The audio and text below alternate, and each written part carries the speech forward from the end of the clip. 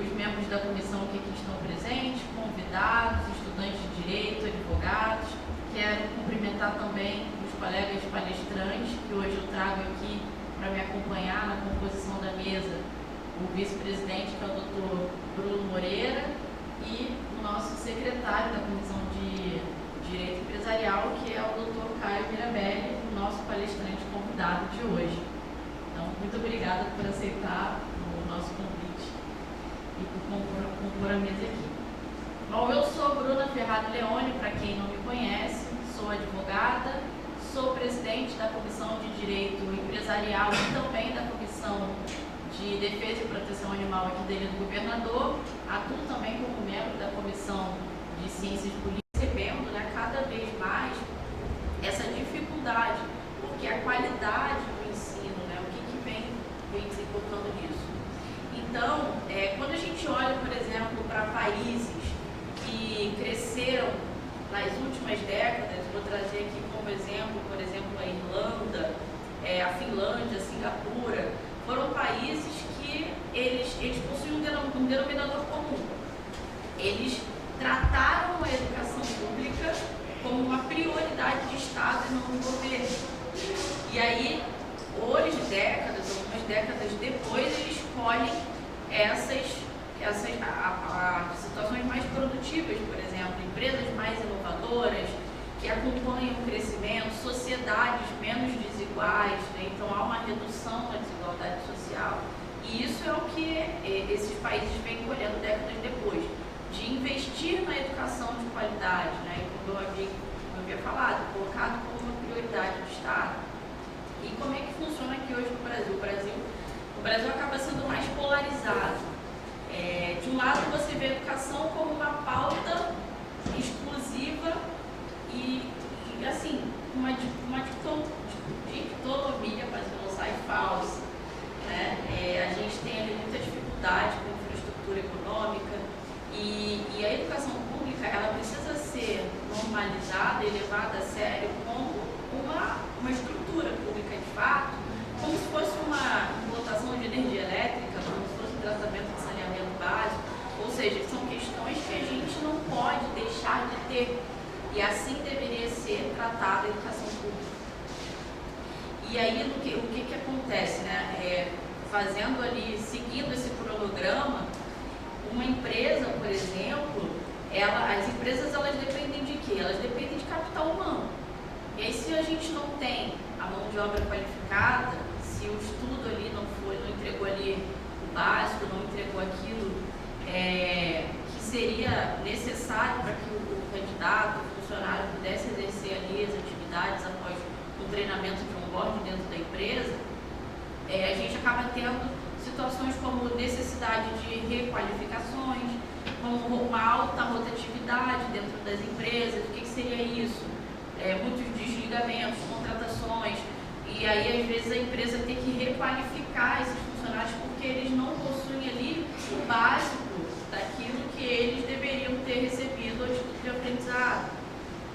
Fora que você acaba tendo também muita judicialização trabalhista, acidentes de trabalho, porque não é só o funcionário que está com a educação ali, com o ensino deficiente, mas a empresa, quem está conduzindo também não tem esse conhecimento muitas vezes. Então, isso acaba também trazendo como consequência baixa competitividade internacional, acidentes de trabalho, como já havia falado. E aí aqui eu trago para vocês já como questões de dados, né? Estudos do Banco Mundial e da OCDE, eles mostram que a cada ano adicional de escolaridade aumenta a produtividade do trabalhador e o PIB per capita do país. Então, gente, o ensino está diretamente linkado a isso. Né? E já a Constituição, artigo 205, ela é clara. A educação é dever do Estado, da família e da sociedade. E a sociedade também se chama empresa. E como a gente pode trazer como pontes, né, trazer o direito empresarial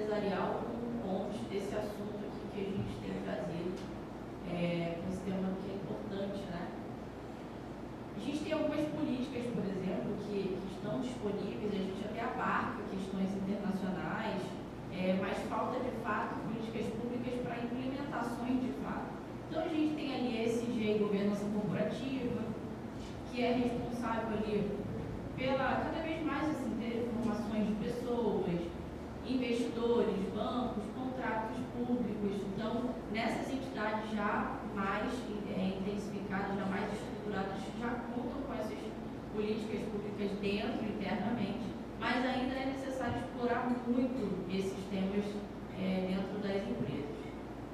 Uma coisa que a gente pode contar como pontos também são incentivos fiscais e marcos legais, então parcerias ali com o terceiro setor, tem algumas leis, a lei do bem, incentivos à pesquisa e desenvolvimento e a responsabilidade social.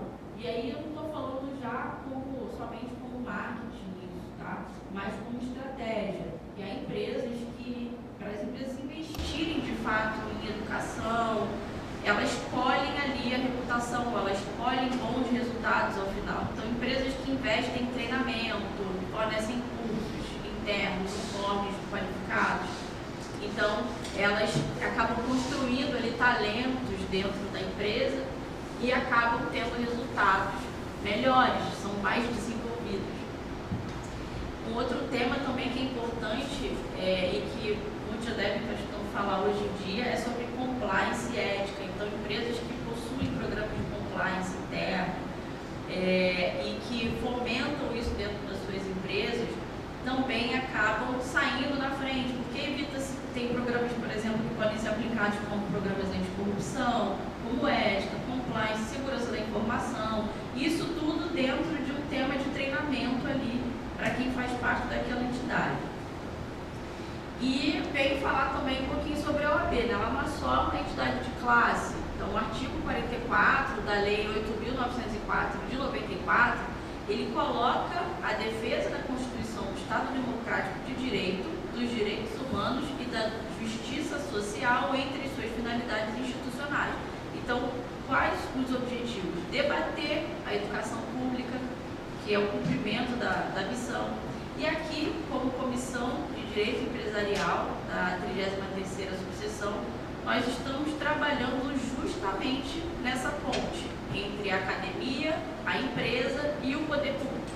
Então, como que a gente consegue trazer isso e fomentar? Trazendo debate, promovendo esses encontros que a gente tem trazido aqui, capacitação interna, articulações que a gente consiga ali elucidar como o advogado empresarial pode entender sobre essa parte, né, social ali e não só a questão pura e exclusivamente contratual. E esse evento que está sendo promovido hoje é uma parte desse esforço da Comissão de Direito Empresarial. E eu espero que seja o primeiro de muitos que a gente possa promover aqui na causa. Então, mais uma vez, eu vou trazer aqui para dar continuidade ao debate, vou passar a palavra para o nosso vice-presidente, doutor Bruno Moreira. Ele vai falar um pouquinho, vai trazer alguns casos concretos, vai elucidar melhor a questão. Depois eu vou passar a palavra para o palestrante, que é o doutor Caio Miravelli. Abriremos aqui para perguntas, comentários e espero que todos aproveitem essa tarde, né, esse evento de hoje. Obrigada.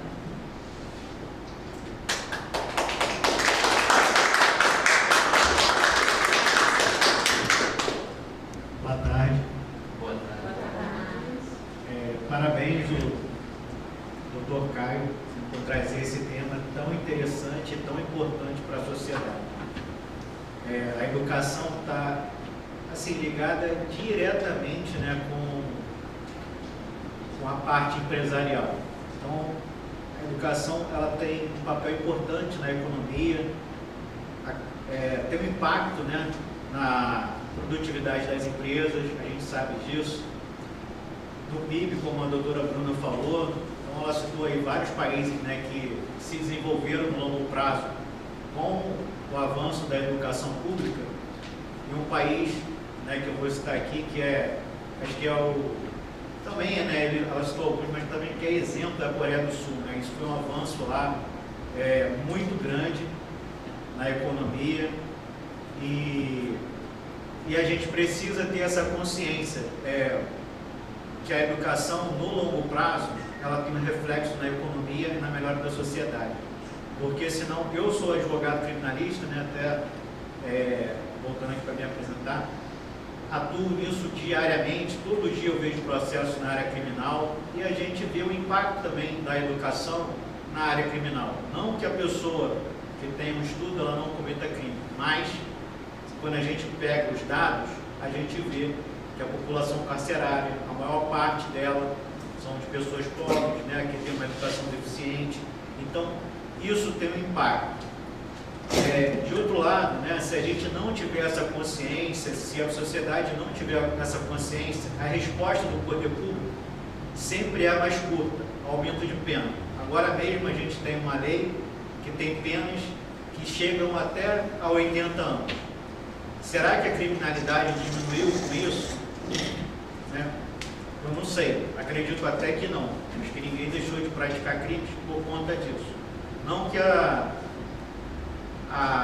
pena, né, não seja algo importante, talvez até o momento, né, seja algo que a gente deva fazer porque a gente não tem algo melhor. Até mesmo, esqueci agora um professor que até, né, fala isso, né, prisão é algo que a gente usa hoje em dia porque a gente não tem algo melhor para crime violento, mas cada vez mais a gente tem, né, esse aumento de pena e a criminalidade aumentando, né? Agora com essa lei aí chegando até 80 anos. Então, se a sociedade tiver, se ela tiver uma consciência, né, que o melhor investimento para a nossa economia, para a melhora das empresas, para o nosso futuro, é parte, né, da educação, a gente vai ter um avanço gigantesco. Mas se a gente não tiver essa consciência, a gente vai querer sempre as coisas mais curtas, né? Pena alta, ir preso, respostas imediatas, que para a gente dá um certo, parece dar um certo conforto, né? Mas na economia, no desenvolvimento, isso não tem surtido efeito. Tanto que, por mais que essas leis entrem em vigor, a gente tem um índice de criminalidade alto. Nosso país está com o terceiro maior número de população carcerária do mundo, só perdendo para Estados Unidos e China. A gente tem uma sociedade, né, uma população carcerária gigantesca. E, né, outro tópico, né, importante é a formação de mão de obra qualificada. Né? Então falta isso, né, falta profissionais qualificados no mercado, como a doutora Bruna citou. Isso tem impacto no custo da empresa, porque a empresa tem que buscar muito mais selecionar, né, os candidatos. A pessoa que está qualificada, ela também vai ser mais disputada, e falta mão de obra, né? Falta esse profissional certo, às vezes, para a vaga, né? Por isso que a gente que trabalha, às vezes, tem que contratar. Infelizmente, a gente tem até uma dificuldade. Então, as empresas acabam gastando até mais, né? Treinamento interno, por aí vai. E falta investir tanto no ensino básico, né, como no ensino técnico. Isso também é uma coisa bem importante para que as empresas aí tenham mão de obra. E o ensino básico, né, que acaba também influenciando tanto no ensino técnico e até na própria graduação. As empresas também mais inovadoras, né, sentem falta, principalmente essas empresas mais, né, tecnológicas, etc., essas carecem de mão de obra, porque aqui no Brasil também não tem incentivo às pesquisas, falta muita consciência para poder a gente poder avançar nessa parte, né? Essa parte aí realmente ela ficou, a gente acaba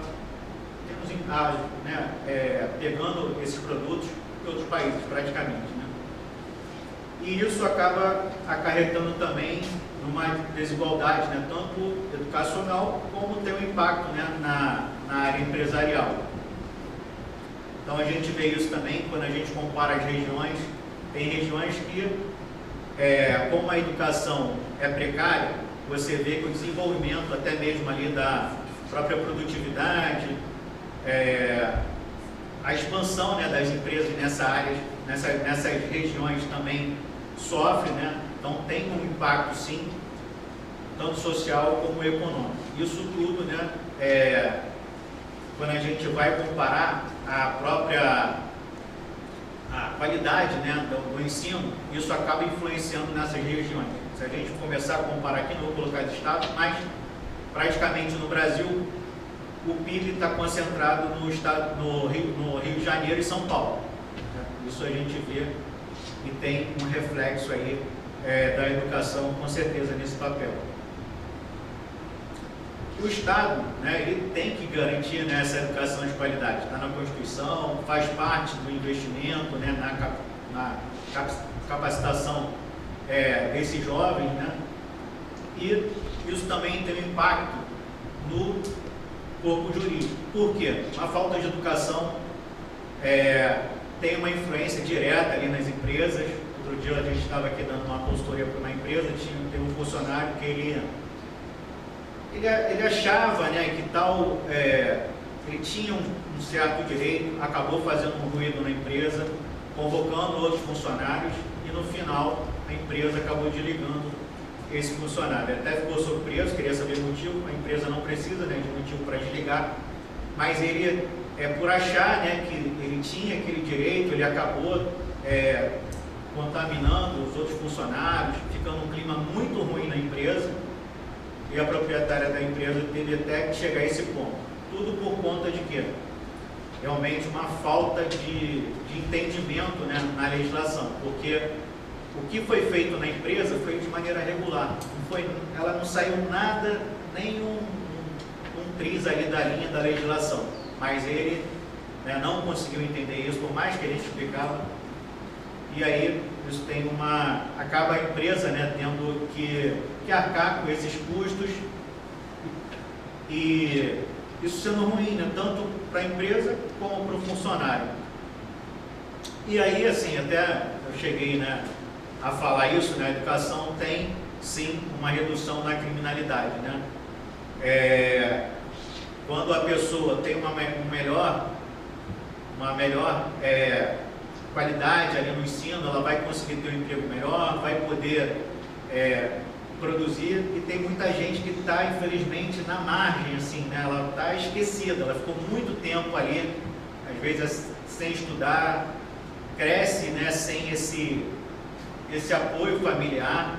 Depois de 10, 15 anos, a pessoa sem entrar numa escola, fica muito difícil. Qual vai ser o futuro dessa pessoa? Então, acredito que falta, sim, uma consciência, né, da sociedade, do poder público, para investir no longo prazo na educação. Por isso que eu até parabenizo o Dr. Caio por trazer esse tema, que é relevante, né, para a nossa sociedade, e se a gente não tiver essa consciência, a gente não consegue cobrar do poder público. Aí a gente vai cobrando só leis paliativas, aumento de pena, mais coisas imediatistas que não dão resultado.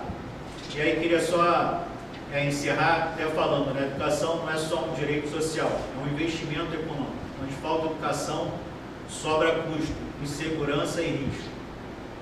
Tá? Obrigado aí pela presença de vocês, espero que tenha contribuído um pouco, né? E parabenizo também a doutora Bruna pelas palavras dela. Passo aqui para o doutor Caio.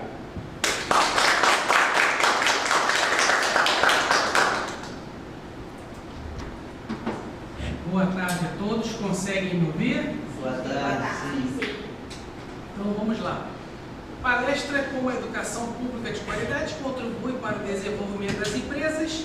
Antes de eu iniciar minha fala, eu quero aqui elogiar a mesa, a doutora Bruna Ferraro Leone, que é presidente da Comissão de Direito Empresarial e também presidente da Comissão de Direito e Proteção Animal da OAB Ilha do Governador, e também membro da Comissão de Ciências Políticas e Economia da OAB do Rio de Janeiro.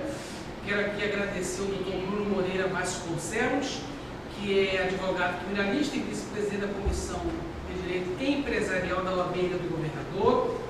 Também quero aqui comunicar a presença da doutora Flávia Quintanilha, que é a vice-presidente da Comissão de Ciências Políticas e Economia da OAB do Rio de Janeiro, também advogada de família.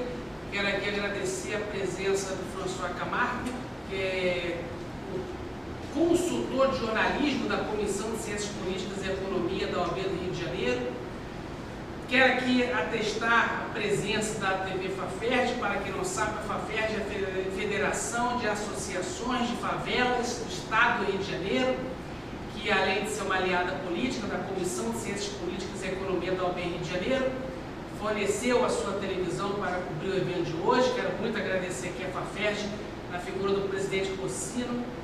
Quero aqui agradecer a presença do Manuel Marques da Silva, que é um querido amigo, um empresário português, que está passando alguns dias aqui no Rio de Janeiro, aqui no Brasil, está conhecendo o sistema OAB do Rio de Janeiro. Obrigado pela sua presença.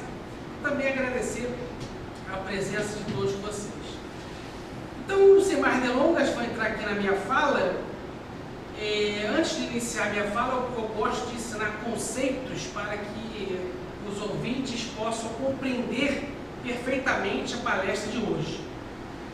Para quem não sabe, empresa é uma atividade econômica organizada.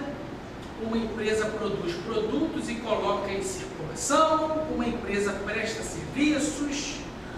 Uma empresa possui custos para produzir produtos e prestar serviços. Uma empresa utiliza os 4 elementos da economia para produzir, que são a mão de obra, a matéria-prima, a tecnologia e o capital. Para quem não sabe, uma empresa possui os seguintes objetivos: produzir os bens e serviços o menor custo possível, aumentar exageradamente a margem de lucro e suprir as necessidades de consumo da sociedade. Para quem não sabe, o conceito de empresário é o profissional que exerce atividade econômica organizada. Esse profissional vive dos lucros de sua empresa e sua atividade possui custos, riscos e lucros. Muito bem. Então, para uma empresa se desenvolver, precisa de um monte de coisa. Uma dessas coisas é uma mão de obra qualificada, capacitada. Mão de obra é força de trabalho, é o funcionário, é o operário, é o trabalhador, é o empregado. Mas uma empresa também precisa de um empresário forte, capacitado, qualificado. Então a empresa precisa de empresário com educação de qualidade na cabeça e funcionário com educação de qualidade na cabeça. Empregador capacitado e qualificado, empregado capacitado e qualificado. Quem deveria dar qualidade e capacidade para os dois? O Estado. Como? Pela educação pública de qualidade. Agora vamos visitar a história. Nos anos 80 e 90, no estado do Rio de Janeiro, nós tivemos um governo estadual formado por gaúchos, cariocas, nordestinos de excelência. Esse grupo criou, no estado do Rio de Janeiro, os CIEPs, Centro Integrado de Educação Pública, que tinha como objetivo implantar no estado o ensino integral. Como funcionava esse modelo de educação? Funcionava das 7 da manhã às 17 horas da tarde. Cada aluno tinha direito a 3 refeições diárias: café da manhã, almoço e lanche da tarde. Cada aluno praticava futebol, basquete, vôlei, natação, aulas de ciências sociais, ciências humanas, ciências exatas, ciências biológicas. Muito bom! Ainda sobre esse modelo educacional, cada aluno tinha direito a atendimento médico, atendimento psicológico, atendimento com fonoaudiólogo e psicomotricistas, para aprender a falar e escrever bem e trabalhar a coordenação motora. Cada aluno tinha direito a atendimento odontológico para cuidar de seus dentinhos e combater as cáries. Cada aluno cursava cursos técnicos e muitos saíram de lá empregados. A estrutura física dos CIEPs, do Centro Integrado de Educação Pública, permitia que as crianças órfãos, sem papai e sem mamãe, morassem no próprio colégio e eram criadas pelos pais sociais. Quem eram os pais sociais? Um bombeiro militar solteiro e uma professora solteira. Fazia o papel da família para essas crianças órfãs. Então o bombeiro ensinava o papel do papai na cabeça da criança e a professora ensinava o papel da mamãe na cabeça dessa criança. Por fim, a estrutura física dos CIEPs permitia aulas para adultos à noite. Então era um modelo educacional perfeito, porque ele alimentava, educava, cuidava da saúde física e mental e ainda ensinava o conceito de família para os alunos. Esse sistema cuidava das crianças comuns, crianças órfãos e dos adultos. Foi um modelo perfeito. E esse modelo participou durante décadas do PIB do Estado do Rio de Janeiro, porque ele formava uma força de trabalho capacitada, qualificada, para trabalharem na indústria, no comércio, na agricultura, na pecuária, em qualquer lugar. O Estado estava formando cidadãos alfabetizados, capacitados e qualificados para o mercado de trabalho. E nós sabemos que tanto o patrão quanto o empregado bem preparado, a empresa cresce. Não tem como a empresa falir quando todo mundo trabalha bem. E para trabalhar bem, você tem que ser especialista em alguma coisa. E quem te dá essa especialização? Escola, colégio, faculdade. É muito bom que o Estado seja o gestor da educação pública, porque não é todo mundo que consegue pagar uma escola, colégio e faculdade particular. O Estado tem que intervir na educação, o Estado tem que educar. Ele tem que usar o dinheiro dos impostos para educar o seu povo. E se a gente for estudar história e economia do mundo, todos os países que são potência econômica, militar, científica, tecnológica, o Estado ele é educador. O Estado ele educa, o Estado ensina, ele prepara os seus nativos. E o Estado do Rio de Janeiro está nessa bagunça econômica, social, essa desordem, essa violência triplicada cada ano que passa, troca governador, entra governador, sai um grupo, entra outro, e só piora por quê? Porque depois desse governo dos anos 80 e 90, que investiu nos CIEPs, quando ele saiu do Estado, do governo, os governadores que o sucederam destruíram esse sistema educacional. Destruíram. Então, e quem assume o Estado não reativa, não quis reativar. Anteontem eu vi no RJTV que hoje, em ano 2026, em século XXI, nós estamos em abril, tem colégios públicos que não estão funcionando. Existem alunos que não estão estudando porque está faltando energia elétrica no colégio, está faltando água, está faltando ar-condicionado. Estamos em abril e tem crianças que ainda não tiveram aulas. Como que esse Estado vai sair do limbo se ele está sendo incapaz de educar nossas crianças? Que força de trabalho, que mão de obra teremos nas próximas décadas se eles não estão aprendendo a ler, escrever, não estão aprendendo a calcular, não estão aprendendo matemática, história, física, química, geografia? Que futuro nós teremos?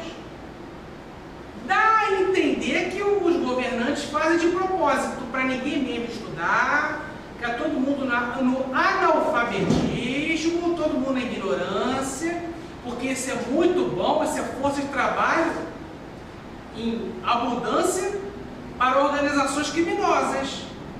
Por isso que o tráfico e a milícia avançam, porque tem fartura de força de trabalho, tem fartura de mão de obra. Essas crianças serão as jovens que não conseguirão empregos porque não tem estudo, vão para onde? Vão desaguar no crime. O crime avança, as empresas enfraquecem, porque não tem força de trabalho, não tem ninguém para produzir, não tem mão de obra qualificada. Vão fechar, vão abrir em outros estados, vão ser o Brasil, e as organizações criminosas avançam. Entra governo, sai governo, mata-se muitos bandidos, morrem muitos policiais e a situação só piora. Tem que investir em segurança pública, tem que investir, tem que prender, tem que combater o crime, tem que combater mesmo, mas também tem que dar educação. Uma coisa não afasta a outra, elas andam de mãos dadas.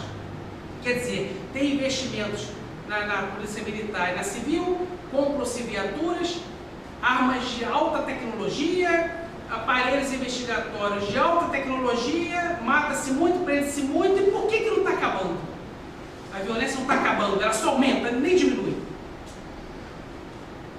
Aí vamos para o Nordeste, Bahia e Ceará. A polícia mata muito, a polícia morre muito e a violência também só está triplicando. Aliás, já está até pior que no Rio de Janeiro. Então, se o Estado brasileiro, isso aqui é uma admoestação verbal até muito educada para municípios representados pelos seus prefeitos, governos estaduais representados pelos seus governadores e o presidente da República, para acordarem. Está na hora de acordar. Porque se não educar nossas crianças, jovens e adultos, não teremos daqui a pouco empresas, não teremos capital circulante, não teremos crescimento econômico e a violência ficará insustentável. O presidente Bruna já tem municípios no interior do estado de Ceará que o tráfico expulsou o prefeito e os vereadores do município. Botou para correr, ele que agora que é o prefeito.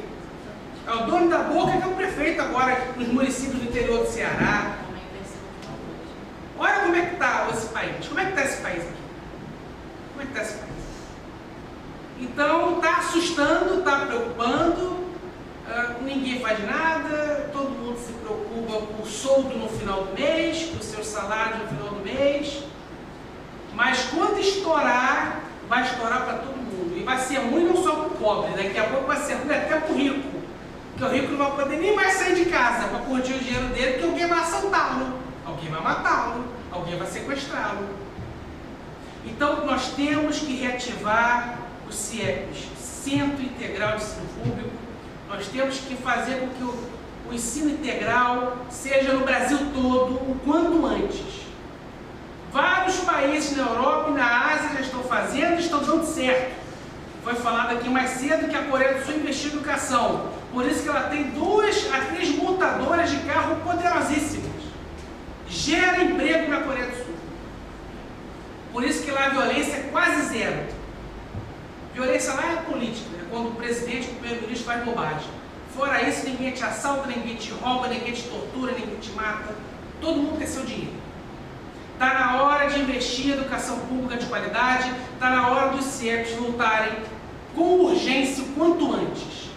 Encerro aqui minha fala. Muito obrigado a todos pela atenção.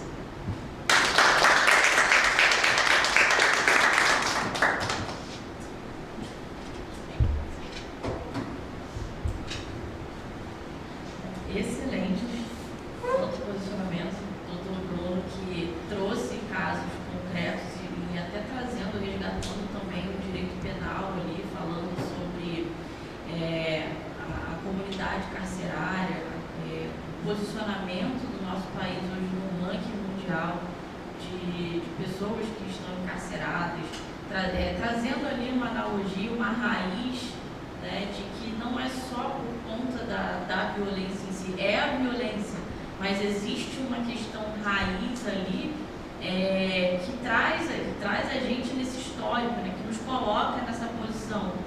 E é aquilo, de fato a falta da educação, porque quando não há o investimento do Estado, quando não há a criação de políticas públicas voltadas para a educação, isso vem de berço, né? Desde criança, a gente tem escolas que estão paralisadas. Quais são as referências que essas crianças, que esses adolescentes têm? Qual é a referência, né? Qual é a criação, qual é a educação? Então ele não tem acesso a isso. E aí, o que tem de facilidade ali para ele? O que está à mão dele ali? O que tem de solução mais imediata? Muitas das vezes é o cometimento de um crime.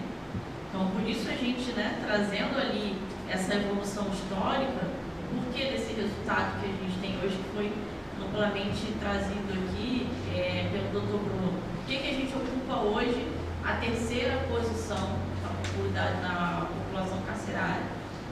E aí, aleatoriamente também, né, e trazendo também para o lado de quem tem acesso à educação, até quem está fornecendo educação hoje tem sucateado, porque a gente, eu faço uma comparação esdrúxula com o meu período passado, por exemplo, de época de escola, de graduação, e hoje você avalia ali como o que está sendo disponibilizado, o tipo de conteúdo, o que está sendo cobrado, e parece que claro, não vou generalizar aqui todas as instituições, mas grande parte, o objetivo real é faturamento. E claro, tem que se ter lucro, tem que se ter o faturamento, porém a função social ela é muito importante. Então, o que a gente está tendo de formação? Hoje você contrata, por exemplo, uma pós-graduação, aí você vai avaliar o conteúdo, você se pergunta, você faz uma comparação com um tempo atrás e fala assim, tá, mas não tem base, né? Não tem. Você vai olhar ali até a questão de exigência de frequência na escola, as aprovações automáticas, a deficiência do conteúdo que está sendo lecionado na escola pública. Eu vi uma reportagem, acho que foi ontem, que saiu do Diário Insulano, que é uma rede social que tem crescido muito aqui na Ilha do Governador. Eles publicaram uma matéria que o colégio Prefeito Mendes Moraes, que tem aqui na freguesia, não sei se vocês conhecem, são daqui da ilha, eu estudei nesse colégio, fiz o meu ensino médio lá. E não tem professores, os alunos vão para a escola, não tem ensino médio não, é o segundo grau, na minha época era segundo grau, eu não sei como é que chama hoje, ensino médio, e não tem aula, os alunos chegam no colégio e não tem aula, ou seja, e aí como que essas pessoas são preparadas para o mercado de trabalho? Não tem preparo. Muitas empresas estão fazendo agora processos seletivos buscando 40 mais, 50 mais, porque não conseguem achar ali mão de obra qualificada para executar questões básicas. Então existe uma deficiência muito grande já inicial. E isso, numa evolução histórica, como também trouxe de uma forma brilhante aqui o Dr. Caio César Mirabelli, daqui a alguns anos, daqui a algumas décadas, hoje a gente tem uns 40, 50, 60 mais no mercado ainda, mas e daqui a algumas décadas? Então isso é um assunto de extrema urgência. Os empresários, as pessoas que fazem contratações, pessoas que estão alocadas em RH, que fazem processo seletivo, elas têm uma proximidade maior com essa questão ali de avaliação de currículo. E o que eu tenho percebido é que existe muita vaga, são muitas vagas disponíveis no mercado de trabalho e está faltando qualificação para ocupar a vaga. E eu não estou falando aqui de vagas que exigem conhecimento, estudo em Harvard, nada disso. São vagas para ocupar ali posições às vezes até básicas e não tem. E aí o que acontece?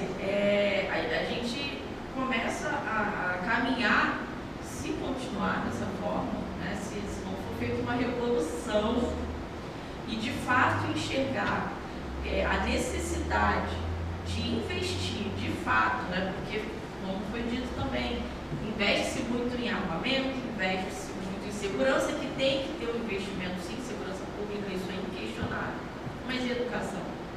Será que quando a gente investe em educação, a gente não forma seres humanos melhores, mais conscientes, mais qualificados? Como que o Brasil é visto lá fora?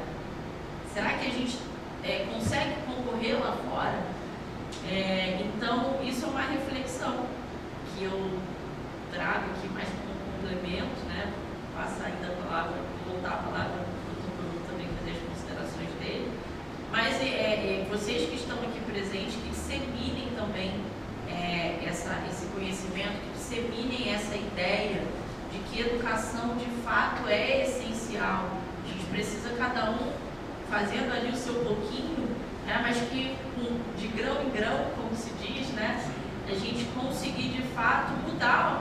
nossa realidade. É claro que não existe a perfeição e seria uma utopia dizer que o Brasil, daqui a, sei lá, X anos, vai estar no primeiro lugar do ranking do PIB mais alto, que não seria. Claro, existe uma curva, né? Mas a gente está numa curva de descida. A gente está indo para a ladeira abaixo. E é aquilo que eu falei, hoje a gente ainda tem um equilíbrio, um certo equilíbrio pela mão de obra existente, já existente no mercado, mas que no momento isso. E aí como a gente vem se posicionando como jovem, quais são os incentivos que os jovens de hoje têm com relação ao ensino? O que está sendo aplicado nas escolas? O que está sendo disponibilizado para as crianças, para os adolescentes, para quem está nas graduações, nas faculdades? Que nível de ensino está sendo fornecido? Porque o nosso amanhã vai ser baseado no que a gente está tendo hoje.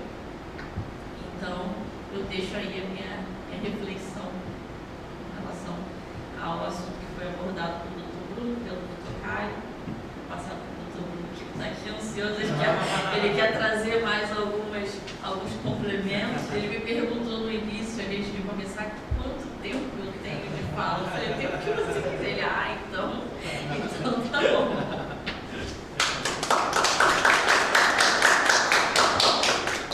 Não, só parabenizar mesmo. Os parabéns aí ao Dr. Caio. É assunto excelente. Ele traçou muito bem aí o histórico, né? E até fez um levantamento importante aí do nosso futuro. Essa reflexão realmente a gente precisa ter e é urgente, porque a gente quer melhorar, mas a gente gosta muito de atalho, né? A gente quer estudar, mas quer aprovação imediata, né? Sem fazer nenhuma prova, aprovação automática. Até colocaram isso também aí. Então, assim, a gente quer uma melhor sociedade, mas não quer ter a consciência, né, de ter que ter um ensino de qualidade. Prefere realmente, vamos aplicar uma pena maior, que aí já está vigorando no outro dia. Mas diminuiu realmente, foi efetivo isso, né? Isso é tão... tem outros países, né, que já implementaram isso. Estados Unidos tem até pena de morte, a criminalidade não diminuiu. Então aqui a gente tem pena até agora de 80 anos sem ter, estando proibida a prisão perpétua, né? A pessoa ficar 80 anos, levando em consideração que ela só pode ser punida, né? Com mais de 18 anos, obviamente que isso é uma prisão perpétua. Mas a gente está aí, caminhando para esses atalhos e não resolvendo o nosso problema, que é uma melhor geração de emprego, uma melhor educação. Por isso que essa palestra é extremamente relevante, né, para a consciência da sociedade. Quem sabe a gente não consegue ter essa consciência e cobrar dos políticos uma melhor qualidade a longo prazo para a nossa sociedade, um melhor investimento para a nossa sociedade e que tenha um reflexo no longo prazo. Mas é isso, meus amigos. Agradeço e parabéns, né, por ter vindo aqui, ter participado desse evento, que vocês, né, possam participar de outros, né? E se alguém tiver alguma pergunta também... Vamos abrir para perguntas, para comentários. Mas eu só tenho a agradecer aí e parabéns aí à mesa. A Bruna realmente falou muito bem, o Dr. Caio também. Parabéns aí por compartilhar esse conhecimento aí, que é de grande ajuda. Então, quem quer se posicionar, quer tirar alguma dúvida, trazer alguma reflexão, não sintam-se envergonhados. Pensem que é uma roda de conversa e que a gente está aqui trazendo contribuições. Façam fila. Ninguém quer falar algo? Ninguém quer perguntar? Eu tenho um pouco de dúvida, porque eu sou baiana, me chamo Karen, e eu não conheço, primeiro que nessa época, em 90, eu estava em formação como pessoa, e eu não conhecia esse modelo educacional aqui do Rio de Janeiro, de escolas públicas. Hoje em dia, minha filha estuda em integral na escola particular, e é um absurdo que a gente precisa pagar para que a gente possa trabalhar, que não tem uma rede de apoio, a família toda trabalha. E assim, o sucateamento que aconteceu se deu para uma mudança no perfil governamental ou teve algo a ver também com o PIB econômico do Rio de Janeiro à época? Excelente pergunta. Quem desconhece a história. Excelente pergunta. Agora vamos para as polêmicas, se a presidente Bruna autorizar. Eu quero citar o nome dos demônios. Um já foi embora. Vamos lá. Leonel Brizola e Darcy Ribeiro implantaram esse modelo de educação aqui no Rio de Janeiro. Por quê? Porque lá na década de 40 e 50, quando Leonel Brizola foi prefeito de Porto Alegre, Rio Grande do Sul, governador do estado do Rio Grande do Sul, ele implantou esse modelo lá. Só que lá era um modelo agrônomo, porque o estado do Rio Grande do Sul sempre foi um estado de agricultura e pecuária forte. Tá? Quando ele trouxe para o Rio de Janeiro, o Darcy Ribeiro, que foi um dos maiores antropólogos do mundo, que era muito fã do Brizola, ele não é um grupo político, transformou esse projeto num projeto agrônomo, agrícola para urbano, e implantou aqui junto com o Brizola. E aqui ele construiu centenas de colégios, no estado todo. O intuito era formar mão de obra qualificada e cidadãos de verdade e ainda cuidar das crianças órfãs que não tinham papai e mamãe. Ele deu família para essas crianças, deu psicólogo, médico, dentista, fonoaudiólogo, deu tudo. Foi uma articulação política do PMDB com o PT na época. Moreira Franco, que era o principal adversário do Brizola no Rio de Janeiro, o Moreira Franco assumiu o estado do Rio de Janeiro com o apoio do PT e da Rede Globo, e a primeira coisa que o Moreira Franco fez foi destruir os colégios. Tinha piscina olímpica para a criança aprender a nadar e ser um atleta. A primeira coisa que ele fez foi aterrar as piscinas, falando que pobre não precisava aprender a nadar. Tá? Destruiu tudo. Ele só entrou para destruir. Ok? Só que ele, depois de Brizola volta, o governo do estado, e reativa os colégios, cria mais outros. Ok? E aí, Brizola não consegue avançar o projeto, por quê? Porque na ALERJ, na Assembleia Legislativa do Estado do Rio de Janeiro, a bancada do PT, se aprovasse o plano de cargos e salários dos professores, o projeto que já tinha 3 pés para botar a mesa ia ser 4 pés, faltava o último pé. Ia ser o melhor projeto e seria estável. Ia ser não mais política de governo, ia ser política de Estado. Então, se mudasse o governador, ninguém mais ia conseguir destruir. Só faltava aprovar o projeto de plano e carreira dos professores. A bancada do PT não aprovou para que o Brizola não desse certo como governador e não fosse uma ameaça pela eleição do Lula, a presidente da República. Então foi uma articulação do PMDB do Moreira Franco com o PT do Lula. Aí o Brizola termina seu mandato e o sucessor dele agora é um outro governador, Marcelo Alencar, que foi do grupo político dele, traiu ele e foi para o PSDB da época do Fernando Henrique Cardoso. E o Marcelo Alencar também destrói o CIEPS, só que de uma outra maneira, uma maneira mais suave. Ele tira a gestão dos colégios, do governador, do governo do estado, e passa para os municípios, para os prefeitos administrarem. Os prefeitos que são clientelistas, fisiologistas, não administraram nada e terminaram de destruir os colégios todos.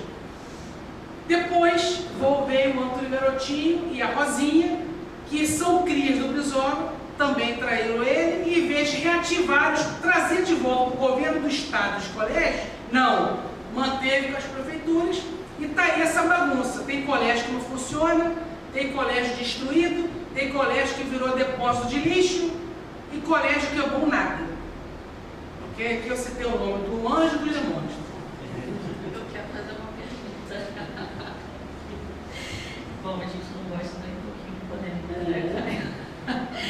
Mas diante desse cenário, na sua opinião, como jornalista também, como advogado, como uma pessoa que transita muito bem dentro desse meio político, conhece bem também essa evolução histórica, quais seriam os pontapés iniciais para uma mudança drástica, porém positiva, quando a gente fala de educação e mudança de cenário?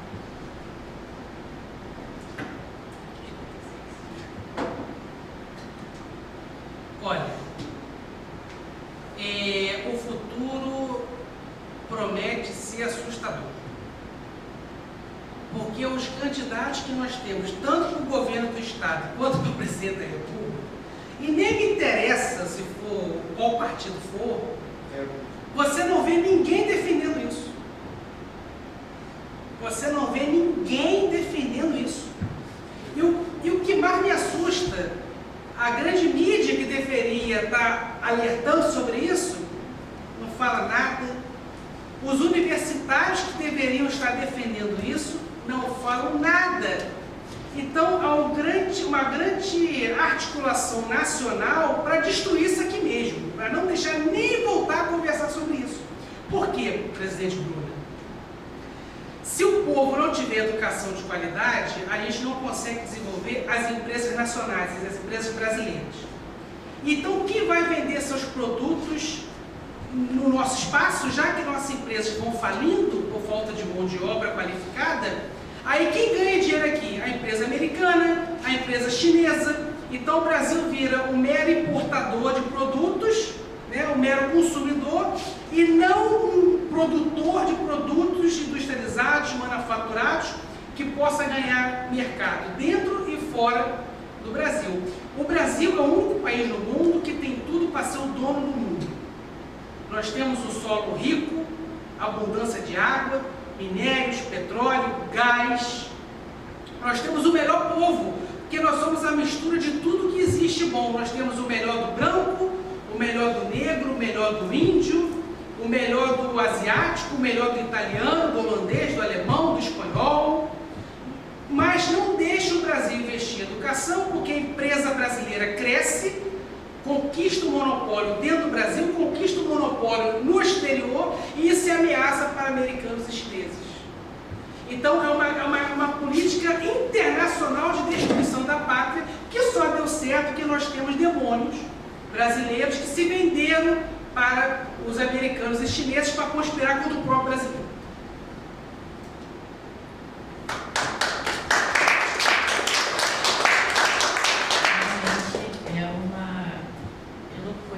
Reflexão, mas que é real, né? Isso é muito real. Quando o Dr. Caio traz de forma calorosa, porém muito sincera, essa questão de impedirem, né, a nossa pátria, a expansão, porque de fato porque nós somos bons. Porém existem vendas, né? E o próprio povo, né, que tem a força, que tem o poder. Quando eu fiz a pergunta, né, sobre de repente uma medida drástica, mas que fosse positiva e efetiva para isso, é o próprio povo enxergar o caminho que a gente tem a força para mudar. E de fato, se não enxerga propostas voltadas para isso, a gente tem ali uma série de candidatos, mas nenhuma proposta voltada efetivamente para mudar a questão da educação. E não adianta, isso está enraizado. Se a gente não tratar da origem, como eu falei anteriormente, daqui a alguns anos, o que vai ser de nós? Simplesmente importadores, porque isso já vem acontecendo, né? As pessoas ficam vidradas ali na rede social, consumindo, porque virou um consumismo também exagerado, consumindo produtos de onde? A gente só consome. Daqui a pouco a gente não produz, a gente não tem capacidade intelectual, a gente não tem inteligência para produzir, para exportar conhecimento, para ser os produtores, né? Porque a gente não tem educação, a gente só está pregado no telefone, discutindo na rede social, um xingando o outro, porque a verdade é essa. Que eu vejo gente perdendo tempo discutindo lado A, lado B, e o que de fato importa, a gente não está enxergando, a gente está deixando passar. E aí, se o povo, né, não acordar, se o Brasil não acordar, se a gente não trouxer ali a consciência, o despertar da consciência, né? Se a gente não tiver esse despertar da consciência, realmente é um caminho sem volta. Aí é o consumismo puro, é a importação. Eu não estou dizendo que a gente não tem que importar, mas a gente também precisa exportar, a gente tem que ter a nossa participação internacional, a gente precisa ganhar o espaço né? E sem educação, de fato, é um caminho sem volta. Você quer trazer mais alguma coisa? Não, só assim, felizmente a gente tem que ter essa consciência, senão, porque o político, ele só pensa no quê? Algo imediato para ele ser eleito. O político, a única preocupação dele é como que eu vou ser eleito. E aí esse projeto, né, de educação, ele é muito longo prazo. Aí ele tem essa preocupação, poxa, se eu fizer esse projeto eu gasto aqui, mas quem ganha de repente é o outro, lá na frente. Então o político, ele só pensa no que dá voto para ele, que são políticas imediatistas, políticas para o hoje, para o agora, vou te dar isso, e aí eu sei que essa pessoa ela vai ficar dependente de mim e eu vou ter esse voto. Infelizmente falta essa consciência para a gente poder cobrar e aí continuar esse legado, né, como o Dr. Caio falou, né, porque isso são projetos de longo prazo. E aí o político que vem na sequência, ele não quer, não, isso é o legado do outro, ele começa o projeto dele do zero. Aí fica isso tudo. E agora, né, pior ainda porque o estado aí do Rio de Janeiro está todo sucateado, endividado. E aí dificilmente, né, agora realmente ele tem até um motivo para não investir, né, porque não tem mais dinheiro, né. Os últimos governadores aí, você não precisa nem falar, né. Mas é isso, eu encerro por aqui, é só agradecer a vocês. Ele quer falar. Passar o microfone para ele. Não, não precisa do microfone não. É só complementando aí a fala do Dr. Caio, na realidade não só do Dr. Caio, mas dos três, né, que estão na mesa, é que é o seguinte, quando a gente começa a tocar nessa delonga no qual o povão é que tem que se manifestar, eu acho isso um grande erro, porque eu rodo por aí, estou em todos os lugares, favela, os caras fazem uma coisinha que eu estou lá, o pessoal da OAB vem aqui, os intelectuais, eu estou lá também. E o seguinte, eu acredito que essa iniciativa de trazer essas ideias é da intelectualidade. O povão ele só segue. Sim. O povão ele não tem força, ele não tem fôlego, ele não tem quem entregue a ele condições para ele falar. Nós inclusive agora nós montamos a TV Faferj para fazer o inverso. O Dr. Caio está lá conosco, para fazer o inverso, fazer o favelado falar, levar o favelado para o estúdio e ele falar. Ele toma conta da situação. Entendeu? Porque a intelectualidade, ela deixou passar o negócio, o time foi para o beleléu. Então, quando a gente discute, eu vou dar um exemplo aqui rápido, eu fui um dia desse na favela, na Chapéu Mangueira, aí lá estava a rapaziada do PSOL, estava o Freixo, estava aquela turma toda, e no discurso deles, eles falaram exatamente isso,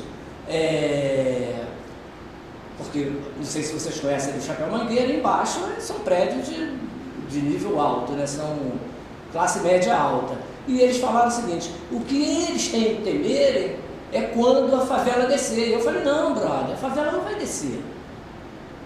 Nesse contexto que vocês querem, a favela não vai descer.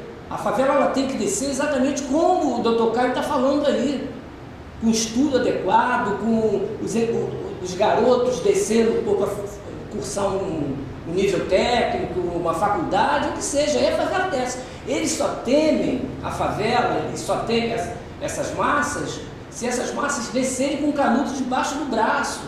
Então, tudo que a gente fala sobre... E os caras ficaram meio injuriados quando eu falei isso, entendeu? Tanto que o cara não me recebe, nunca mais me recebeu.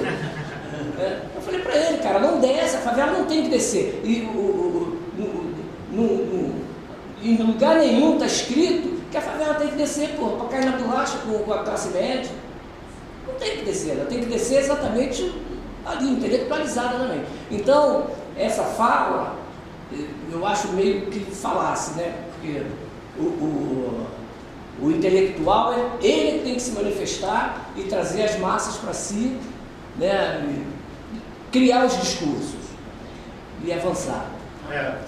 François, você está certíssimo, certíssimo.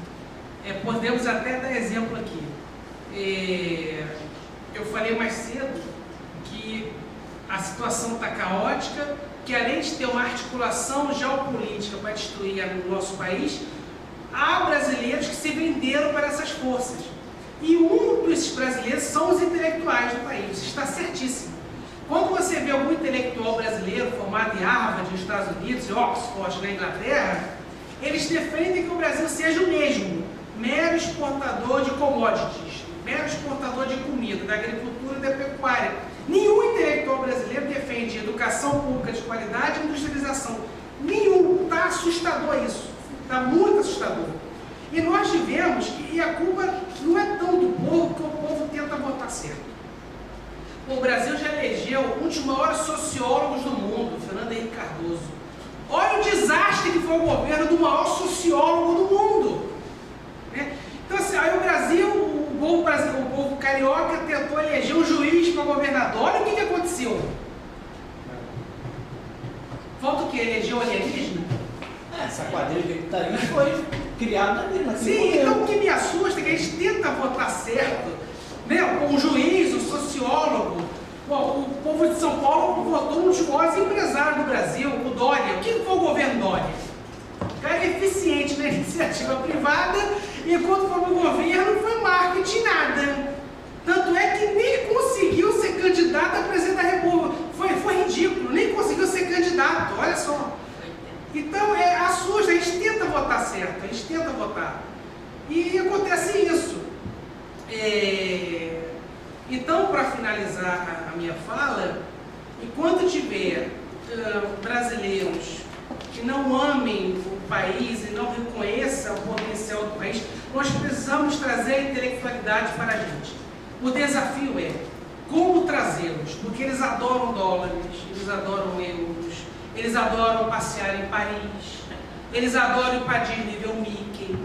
Como tirar essa ilusão deles e trazê-los para o brasileiro? Vargas deu certo como presidente do Brasil porque teve intelectuais que amavam o Brasil como ele. O Brizola deu certo no Rio Grande do Sul, no Rio de Janeiro, porque tinha os intelectuais que estavam com ele. Darcy Ribeiro era um. Mas hoje os intelectuais bons faleceram e outros estão na Disney em Paris. Falam inglês, falam 7 línguas. Esse é o desafio.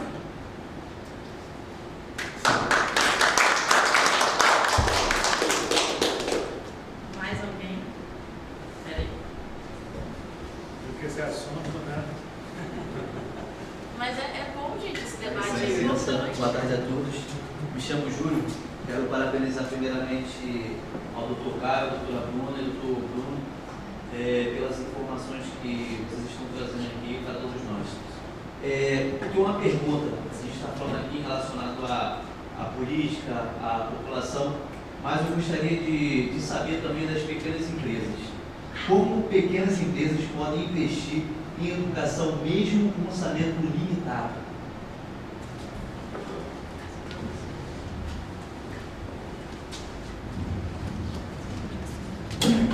Bom, então, como o Dr. Caio falou, né? O incentivador da própria educação tem que ser realmente o governo, né? Porque isso é uma política de Estado, né? Colocar isso como uma prioridade para poder, no longo prazo, ter uma consequência, né? Aí é como eu tinha falado aqui, né? O político está muito preocupado no quê? No voto. E essas políticas são de longo prazo. E aí realmente é essa dificuldade, né, do político fazer esse tipo de investimento. E as empresas, essas empresas, pequenas empresas, né, têm de fato, né, um orçamento limitado, mas ainda assim tem ainda faz parte, né, fazer essa capacitação, cursos hoje em dia, né, com o avanço da internet, tem muitas empresas, né, que conseguem fazer, dar esse treinamento, né, com o avanço da internet, ficou mais barato, né. Aqui mesmo, né, esse tipo de palestra para consciência a gente faz também, né, até de forma gratuita, né, também retribuindo um pouco para a sociedade.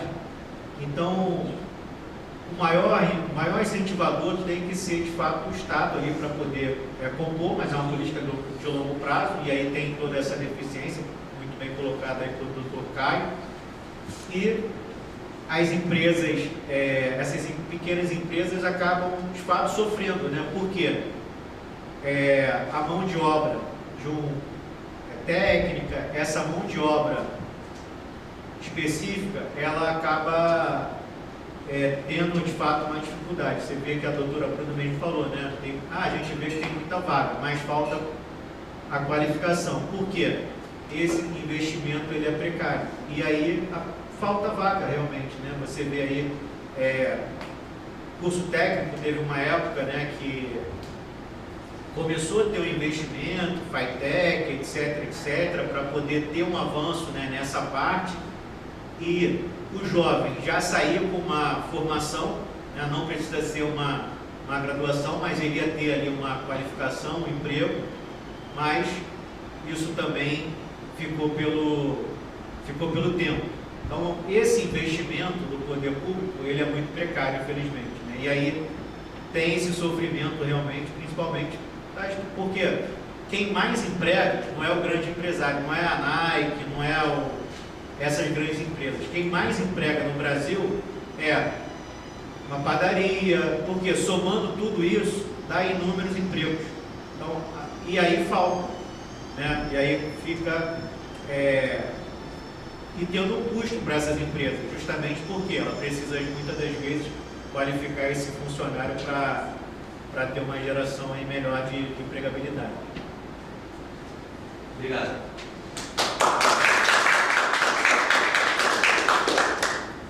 Vamos polemizar mais. Até vir os processos. Vamos lá.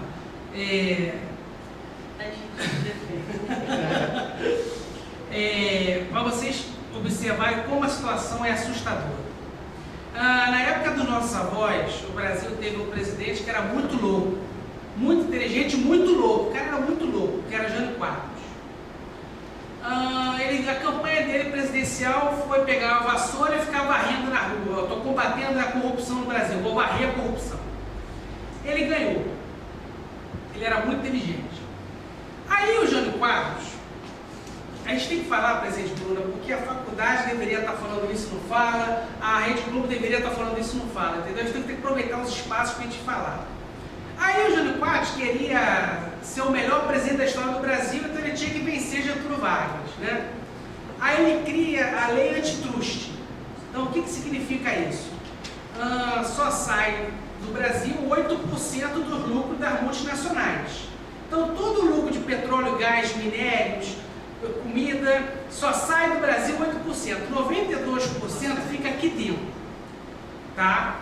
Então, se essa lei fosse aprovada, o Brasil seria a maior potência da galáxia, porque tanto petróleo, gás, minério, comida que sai daqui, e ela passou, foi um projeto de iniciativa extraparlamentar, o presidente da República manda para o Congresso Nacional, o Congresso aprova a lei, o projeto de lei volta para o presidente, sanciona, a lei nasceu.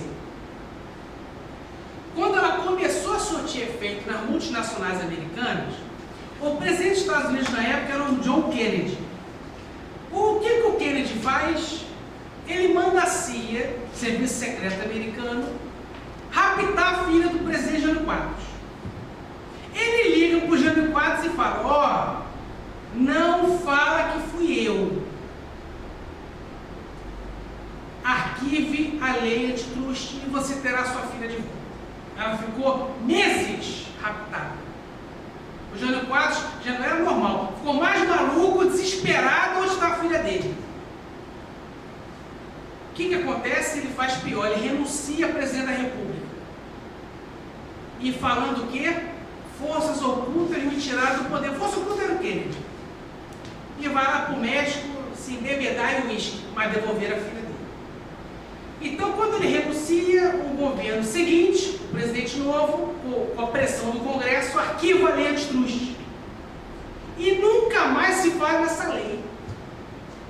Então, para vocês perceberem como que há um projeto internacional de destruição e roubalheira do Brasil. Os políticos que aparecem na TV roubando isso aí é a ponta do iceberg. Porque o grosso da destruição não aparece nas câmeras. Eu posso falar hoje porque o Kennedy já morreu, o Jânio Quadros já morreu, a filha do Jânio Quadros já morreu, então ninguém vai me processar nem me perseguir, né? Os vivos eu não falo, né? Porque é bom perseguir. Então é isso, estou devolvendo aqui para perseguir.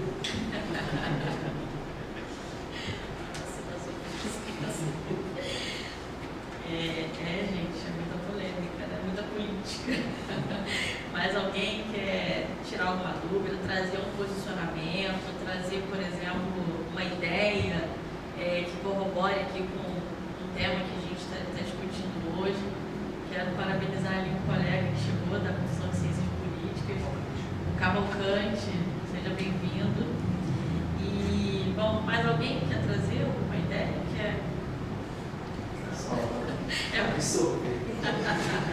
Posso fazer mais uma pergunta? Claro, fica à vontade. Em relação a essa questão política que o Dr. Caio está trazendo, o que nós, como cidadãos, precisamos analisar para tomar uma decisão realmente consciente e responsável na hora de votar? Qual o seu nome? Júlio Vinícius. Doutor Júlio, eu falei mais cedo aqui, eu estou assustado porque os candidatos a governo do Estado e a presidente da República, ninguém fala nada, né? Então nós temos um Estado que não tem governador, teve que pegar o presidente do Tribunal de Justiça para governar, o que é muito bom, porque o cara é bom e é sério. Então eu acho que o nosso atual governador, que é o desembargador, presidente do Tribunal de Justiça, ele vai fazer uma excelente gestão. Ele é um cara sério, ele é bom. Então meio que a gente deu sorte, tá? Então até dezembro nós teremos um governador de verdade. Mas ele vai entregar o cargo em janeiro, para quem foi eleito em outubro. E os candidatos são, pelo amor de Deus, me assusta. É um pior que o outro. É a disputa do inferno, é Lúcifer, Satanás, diabo, demônio pela ponta, entendeu? Então está me assustando, né? Está me assustando. E a presidente da República, eles superam Lúcifer e Satanás. É o que mais me assusta, né? Então, assim, mas o que o povo pode fazer é duas coisas. A revolução e o voto. Revolução não é só pegar em armas e sair matando. Não, existem outras formas de revolução. O que nós estamos fazendo aqui é uma forma de revolução. É fazer o que o Estado não faz. Ensinar, educar, orientar, falar a verdade, né? Então nós temos que usar o Facebook, o Instagram, o YouTube, o TikTok, o Quai, para a gente fazer o que os professores e a mídia não fazem, que é ensinar de verdade, educar de verdade. Os bons professores se reduzem à estrutura de colégio. Nós temos que superá-lo, nós temos que usar as redes sociais. Não para falar de time de futebol, agredir o outro por questões políticas, é ensinar. Então vamos ensinar matemática, vamos ensinar história, vamos ensinar física, vamos ensinar química, vamos ensinar geografia, vamos ensinar filosofia. Ensinar. Aproveitar os espaços para ensinar. Ensinar nossos parentes, nossos amigos, nossos colegas. Ensinar. Por exemplo, muita gente não gosta de política e eu os entendo. Eu dou razão a eles. Mas dá para você ensinar política falando de Flamengo. Você se lembra como o Flamengo era administrado anos atrás? E por que o Flamengo está dando certo hoje? Está ganhando tudo, todos os títulos, todos os jogos. Porque teve um grupo que pegou a administração do Flamengo, quitou as dívidas, saneou as contas, tirou os amadores, colocaram os especialistas e conseguiu fazer uma gestão de excelência que está vigorando até hoje. Ele já não é mais presidente, mas os presidentes que o sucederam já pegaram a casa montada, agora a casa está... Olha só você ensinando política para quem é viciado em futebol. Dá para ensinar política falando de novela, falando de futebol. Aí a pessoa aprende sem saber que está aprendendo. Agora, outubro está aí, nós temos que votar. Eu estou pensando em ter diarreia nesse dia, para não sair de casa. Tá? Então, com relação a votos, não me pergunte que eu também não estou vislumbrando nada. É como eu disse, eleição no inferno. Lúcifer, Satanás, demônio, né? Então, assim, mas nós temos que fazer o nosso papel. E esquece a eleição. Nós temos que fazer o nosso papel. Desenvolver o Brasil, fazer educação, é fazer saúde. Quando você cura uma pessoa, você está desenvolvendo o Brasil, porque essa pessoa amanhã vai trabalhar melhor, vai desenvolver a empresa dela, o Estado arrecada mais. Quando você ensina uma pessoa a fazer uma profissão, ela trabalha melhor, a empresa dela lucra mais, o Estado arrecada mais. Quando você equilibra o emocional de uma pessoa depressiva, você está desenvolvendo o Brasil, porque ela vai trabalhar melhor, a empresa cresce, o país cresce. Então, tem como desenvolver o Brasil sem políticos. Por incrível que pareça, tem como desenvolver o Brasil sem eleições.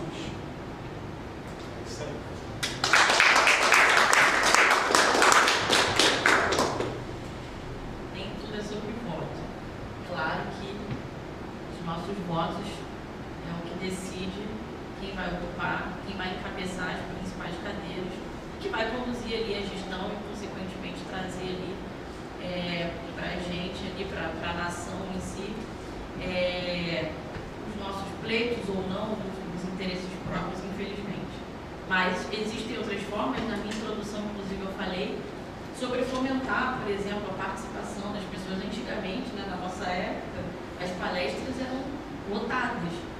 Os estudantes, eu quase que tinha um treco no estágio, faltava aula para estar numa palestra. E hoje em dia é difícil você ver. Eu trouxe a minha equipe, né, tem os membros da comissão, o Dr. Bruno trouxe a equipe dele, mas o interesse, né, quando eu falo do despertar também, é o interesse das pessoas em buscar o conhecimento, porque não basta só ter ali a ferramenta disponível, as pessoas também precisam se interessar em buscar o conhecimento, em buscar a evolução. Mas a gente que está aqui presente, a gente pode levar esse aprendizado, disseminar esse aprendizado mundo afora. E aí existem formas de explicar a política, outras formas que não, de fato, falando na essência. Mas alguém quer trazer mais alguma? Você tem outra pergunta, Júlio? Não? Pode perguntar, não tem problema. Alguém quer perguntar? A minha quer trazer alguma pergunta, algum comentário? Não? Bom, do Caio, quer trazer mais? Acho que ele falou muito bem já. Agora a gente. Ele tá doido para falar. Senão a gente não quer encerrar. Bom, então, eu dou por encerrado o nosso evento, o primeiro evento desse ano, né, da Comissão de Direito Empresarial, eu ia falar de Ciências Políticas, o primeiro evento deste ano, no ano de 2026, da Comissão de Direito Empresarial. Os interessados que quiserem fazer parte, podem mandar as solicitações de vocês para o meu telefone, para quem tem, quem não tiver pode pegar com quem tem. A gente está abrindo, a partir do mês que vem, mês de maio, vou abrir novas entradas para a Comissão de Direito Empresarial aqui da Ilha do Governador e também para a Comissão de Defesa e Proteção dos Animais. Alguns aqui já são membros, mas quem tiver interesse, só fazer a aplicação, que nada mais, nada menos do que mandar ali os seus dados, manifestar o seu interesse em fazer parte, e aí a gente faz uma curadoria breve e passa pelos trâmites de nomeação. Bom, e no mais, eu quero agradecer a participação de todos vocês, em especial o nosso palestrante, o Dr. Caio César Mirabelli, como sempre, em diversos eventos que ele já promoveu, eventos muito importantes, porque sempre traz debates riquíssimos, que é o que de fato importa, é o que ele traz na fala. Os convidados dos eventos que ele traz também são pessoas que trazem muito conhecimento. Então, quero agradecer a tua presença, por estar contribuindo aqui com a comunidade insulana, com o teu conhecimento, com esses debates que são necessários para a gente. Não é só aquilo que a gente gosta de ouvir, o que é necessário ouvir também é a história, de fato, nua e crua, como ela é. É consciência, mais uma vez. Eu vou falar muito sobre consciência ultimamente, vocês estão ferrados comigo lá no escritório. E quero agradecer a presença também do meu vice-presidente, Dr. Bruno Moreira Vasconcelos, que é um advogado muito militante, muito combatente, responsável, também me acompanha nessa jornada. O Dr. Caio Mirabelli me acompanha já numa jornada muito antiga, os dois, né? O Dr. Caio foi meu colega meu amigo de faculdade, nós éramos da mesma turma. Não tinha cabelo, não tinha... Era gordo e rosa. E se candidatou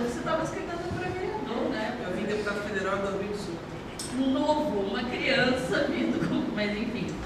E o Dr. Bruno também, que me acompanha de longas datas, mas também uma pessoa ali muito diligente, sempre doando do seu tempo também para essas questões sociais, porque isso aqui é uma doação de tempo nosso.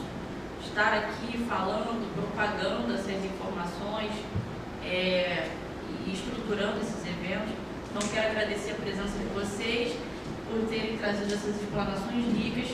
Quero agradecer a presença de todos os convidados que estão aqui presentes, do nosso colega ali que está fazendo essa transmissão aqui para deixar o momento registrado. Espero que a gente tenha agregado um pouquinho mais aí nos conhecimentos de vocês e nos colocamos aqui à disposição para outras conversas, para outros debates e até os próximos eventos. Deixa eu só Obrigada. agradecer ao doutor Caio. Pô, obrigado realmente por essa explanação, e você falou muito bem, né, sobre, não só sobre o voto, mas a gente fazer política, né, porque se cada um fizer um pouquinho, a gente já avança muito, como ele falou, né, a pessoa não está mais deprimido, vai produzir mais, a gente vem aqui, doa o tempo. Ah, Bruno, mas eu não sou advogado, não vou palestrar. Tudo bem, mas você pode contribuir de uma outra forma. E aí a gente vai avançando e vai tendo essa consciência, né, e avançando aí no projeto do Brasil. Se cada um fizer um pouquinho, a gente vai fazendo política, porque esperar realmente dos políticos está difícil, né, doutor?